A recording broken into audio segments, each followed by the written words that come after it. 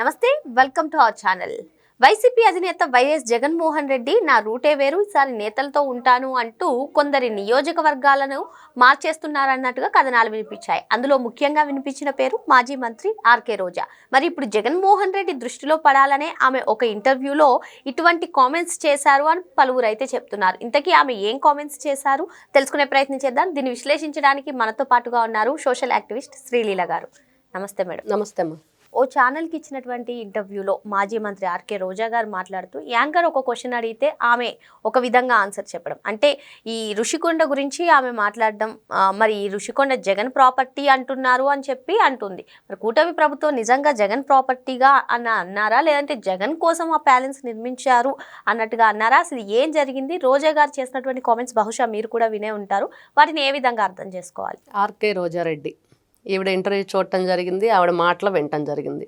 అసలు ఆవిడ మాట్లాడే మాటలకి అంటే అంతకుముందు వైఎస్ఆర్సీపీ పార్టీ అధికార ప్రతినిధి అని చెప్పుకుంటున్న వెంకటరెడ్డి గారు కూడా ఇదే మాట మాట్లాడారు. అంటే సేమ్ స్క్రిప్ట్ అనుకుంటా బహుశా ఇద్దరికి ఇచ్చింది.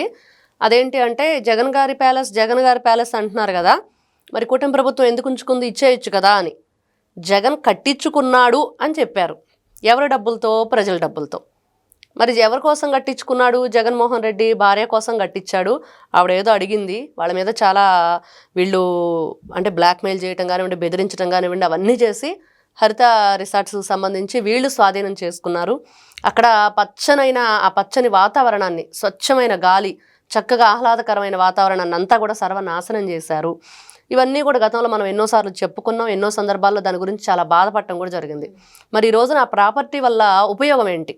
ఒకటైతే అసలు జగన్మోహన్ రెడ్డి గారు ముఖ్యమంత్రిగా ఉన్న టైంలో మరి ఎక్కడా ఎటువంటి అభివృద్ధి చేయకుండా రంగులు వేసుకోవడానికి తీసుకోవడానికి, ఆయన బొమ్మలు వేసుకోవడానికి తీసుకోవడానికి, లేదా ఎక్కడెక్కడ ఏ భూములు కొట్టేయటానికి, ఎక్కడెక్కడ ఆస్తులు స్వాధీనాలు చేసుకోవడానికి వీళ్ళకి టైం దొరికింది. కానీ ప్రజలకు ఉపయోగపడేది ఏదైనా వాళ్ళు నిర్మించారా? ప్రజల కోసం ఏదైనా చేశారంటే చేసింది ఏదీ లేదు. మరి ఋషికొండ ప్యాలెస్ ఎలా కట్టగలిగాడు?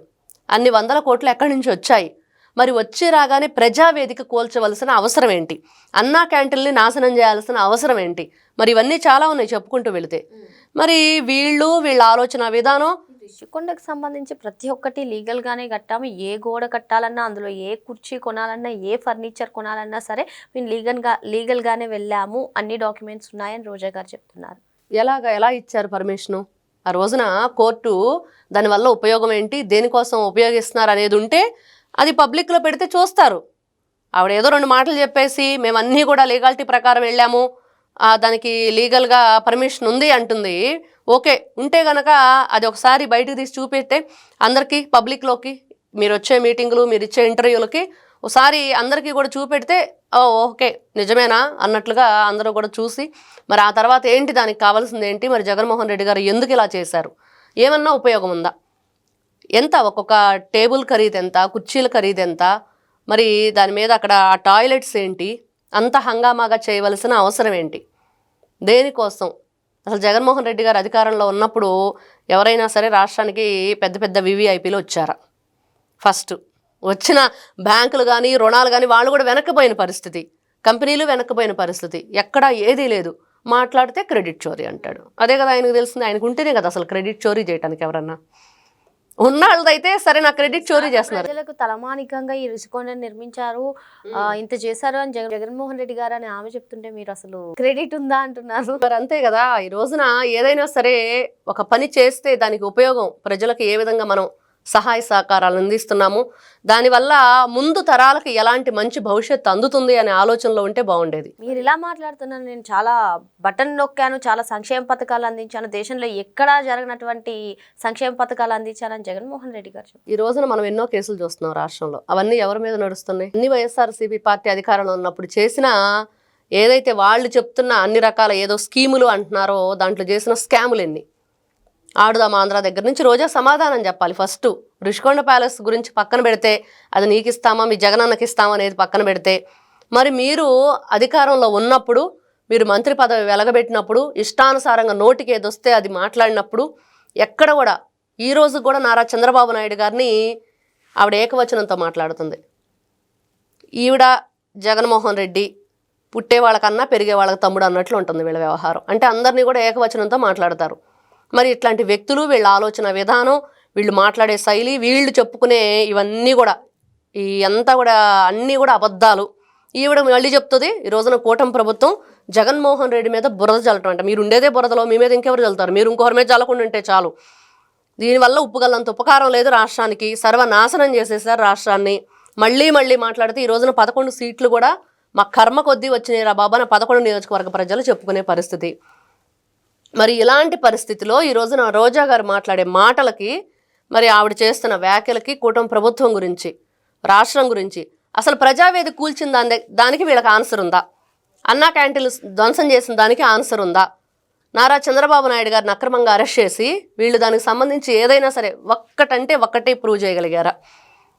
అధికారంలోకి వచ్చారు, కేసులు కొట్టేసుకుంటున్నారని మాట్లాడుతున్నారు. కానీ మరి జగన్మోహన్ రెడ్డి గారు అధికారంలో ఉన్నప్పుడు మరి అవన్నీ ప్రూవ్ చేయొచ్చుగా. మీరు ఎందుకు సైలెంట్గా ఊరుకున్నారు? ఎందుకంటే లేవు కాబట్టి. మీకు క్రెడిట్ లేదు. అది ఎవరు కూడా మీకుండే మా ఓటర్లు వేరే అన్నట్లుగా వీళ్ళు ఉండే క్రెడిట్ కూడా వేరే. అది ఎలా ఉండిద్దో అందరికీ తెలుసు. ఎన్ని కేసులు ఉన్నాయి, ఎన్ని నేరాలు ఘోరాలు చేశారు, బాబాయిని ఎలా వేసేశారు, ఇలాంటివి చెప్పుకుంటూ పోతే బోలెడంత క్రెడిట్ ఉంది వీళ్ళది. అవి మా ఓటర్లు వేరే అన్నట్లుగా వీళ్ళ క్రెడిట్ వేరే ఉండిద్ది. అది ఎవరు కూడా చోరీ చేయడానికి కూడా ఉపయోగపడేది కాదు. కాబట్టి ఈ రోజున ఏదైతే రోజా గారు ఈ ఋషికొండ ప్యాలెస్ గురించి మాట్లాడుతున్నారో దాని గురించి మాట్లాడేటప్పుడు ఈ రోజున జగన్మోహన్ రెడ్డికి ఇచ్చేయండి అంటుంది. ఎవడబ్బా సొమ్ము అని చెప్పి మీరు కట్టారు? ఎవరి సొమ్ముతో మీరు కట్టారు? ఎవరి సొమ్ముని ఈ రోజున దుర్వినియోగం చేశారు? ప్రజల జీవితాలను సర్వనాశనం చేసేసి, ఒక ఉద్యోగం లేదు, పిల్లలకు సరైన చదువు లేదు, గంజాయికి అలవాటు చేసేసి విచ్చలవిడిగా గంజాయిని మద్యాన్ని ఏరులై పారించి రాష్ట్రంలో వీళ్ళు చేసిన ఏదైతే ఈ వ్యవహారం అంతా ఉందో అంతా కూడా సాంఘిక ఏదైతే వీళ్ళు సంఘ విద్రోహ శక్తులు. మరి ఇట్లాంటి వ్యక్తుల్ని ఏ విధంగా చూడాలి? వీళ్ళు ఈ రోజున మాట్లాడే మాటలు ఎదుటి వాళ్ళ గౌరవం లేకుండా, మీకు ఎదురుగి లేదు, ఎదుటి వాళ్ళకి ఇవ్వటం చేత కావట్లేదు ఇట్లాంటి వ్యక్తుల్ని. కాబట్టి ఈ రోజున జగన్మోహన్ రెడ్డి గారు తన కోసమే కట్టుకున్నారనేది వాస్తవం, ప్రజల సొమ్ము దుర్వినియోగం చేశారనేది వాస్తవం. ఆయన వల్ల రాష్ట్రానికి ఎటువంటి ఉపయోగం జరగలేదు 5 సంవత్సరాలు. కరోనా టైంలో అంట ఏం చేశాడమ్మా ఆయన? కరోనా టైంలో ఏమీ చేయలే. బ్లీచింగ్ పౌడర్ చదువుకోండి, పారాసెటమాల్ వేసుకోండి అని చెప్పాడు.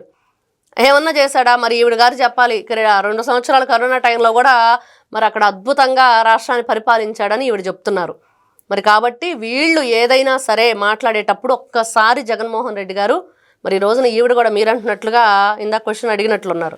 ఆయన దగ్గర ఏదో క్రెడిట్ కొట్టేయటానికి చేస్తుంది, ఆయన దగ్గర ఏదో ఇంప్రెస్ చేయడానికి చేస్తుందని ఖచ్చితంగా వీళ్ళందరూ కూడా రాబోయే రోజుల్లో ఏదో జరిగిద్ది, మేమందరం మళ్ళీ అధికారంలోకి వస్తామని చెప్పి పగటి కళలకు అంటున్నారు. అవి పగటి కళలుగానే ఉంటాయి కానీ ఎప్పటికీ కూడా వీళ్ళ కళల్లో నెరవేరవనేది వాస్తవం. మరో అంశంతో మళ్ళీ కలుద్దాం. Thank you madam. నమస్తే.